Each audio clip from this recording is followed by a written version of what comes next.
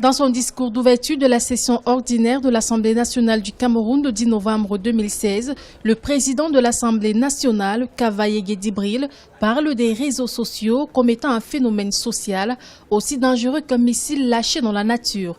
Quelques semaines plus tôt, c'était le ministre de la Communication qui fustigeait ces réseaux sociaux.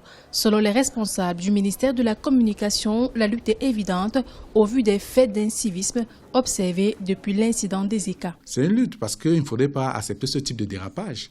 Nous avons observé, après l'accident qui a créé quand même une certaine ambiance de peur, nous avons observé qu'au moindre accident, certains utilisateurs publient les photos sans vérifier.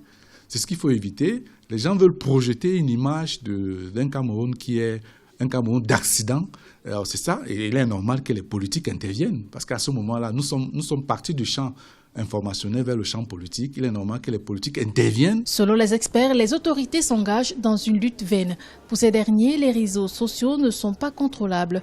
Mais la solution pourrait venir d'une sensibilisation sur un meilleur usage. Une sensibilisation qui commence par la formation des politiques. Le gouvernement aujourd'hui, avec les différents ministres, il passe le temps à condamner un outil qui ne maîtrise même pas. Combien de ministères aujourd'hui ont des comptes Twitter, ont des comptes Facebook? Combien de profils on retrouve sur LinkedIn? Est-ce qu'ils connaissent même la portée? Est-ce qu'ils connaissent qu'on peut utiliser ces outils-là pour véritablement informer? Donc je pense qu'au lieu de décrier, au lieu de transformer tout en problème politique, il faut se poser les questions fondamentales. La question fondamentale ici, en ce qui concerne les réseaux sociaux, c'est la formation. En février 2015, lors de son discours à la jeunesse, le président de la République, Paul Biya, exhortait déjà les jeunes à se méfier des réseaux sociaux.